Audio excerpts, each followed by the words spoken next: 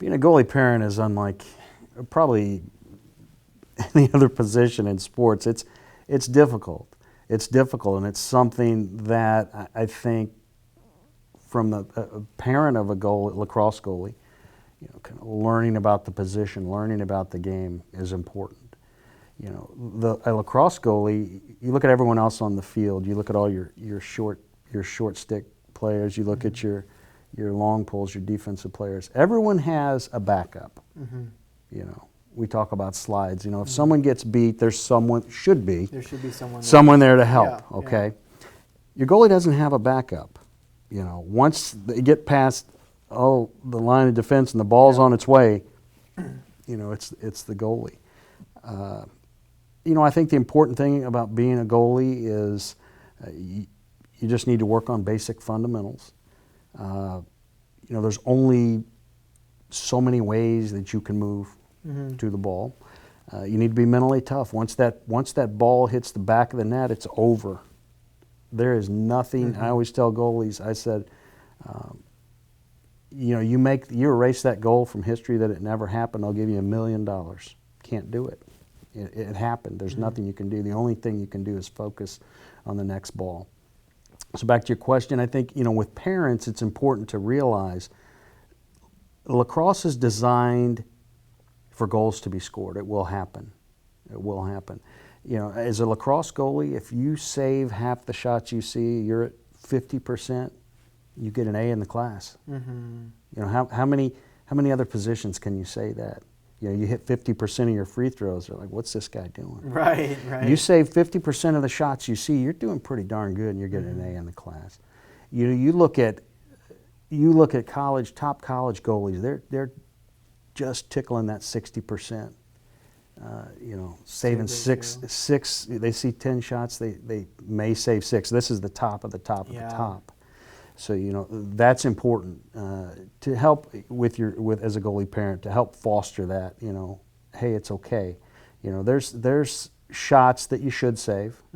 There's shots you could save, and there's shots that you're going to get lucky and you're going to save them. That's what I look at when a goalie plays. They could get beat 35-0.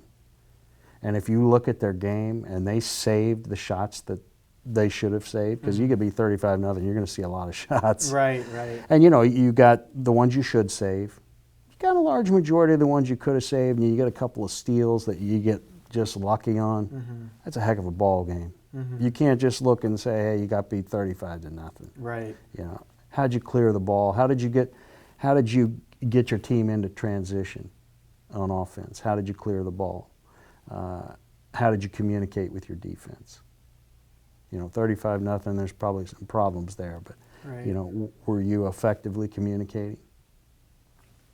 So there's a lot more to being a goalie than just what's on the board. A lot more to being goalie than just the score. You can't to judge how a goalie played in a game. You can't look at the score. Yeah. I think that's incredibly important for us to keep in our mind, no matter where you are at, whether you're in the stands, on the field, on the sidelines. I think that's way always need to keep that in the back of my mind, is that we can never be. I mean, we talk about it as coaches. It's never one person's fault. Absolutely. But I do. You can always feel that there's a little bit of resentment towards goalies, and I think that we do need to always remember that it's a lot more than just whatever the board says. For a goal to be scored by the opposition, or for your offense to score a goal for that matter, a lot of things have to happen. And the goalie missing the shot and the ball hitting the back of the net is really a small fraction of all the things that happened leading up to that. Yeah. It's funny you say that, actually, because I was thinking about it, because we were talking about the PLL at the beginning of the episode, but my favorite team that I like is the Chrome. Mostly Duke players. I'm a big Duke lacrosse fan. But they have John Galloway in the pipes. Well, you know anything about John Galloway, he's been the Team USA goalie for forever. He's one of the top staple goalies, but yet you look at the Chrome, and the Chrome is 0-3. right, in the beginning of their season. And so I'm thinking, like, man, like, what's going on? But you look at it in the sense of, you got to look at it in, like, uh, even the best goalie in the country, one of the best goalies in the country, right, starter for Team USA, still, like you said, the game was designed to be scored.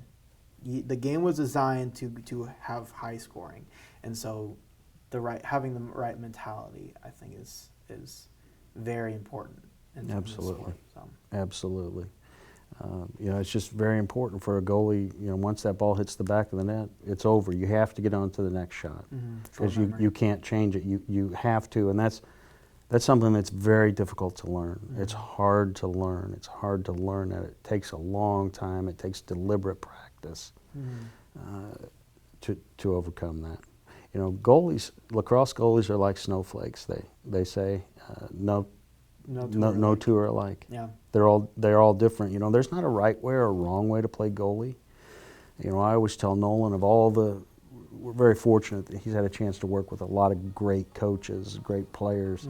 I always tell him, take a little slice of their pie and what they're teaching you. All the coaches that you've worked with, and put them together, what you like, and put them together to make it your style. You don't have to take everything. There may be just one thing, or maybe there's nothing. But take those little slivers along with what makes you comfortable and what makes you effective, put all that together, and that's how you play. Awesome.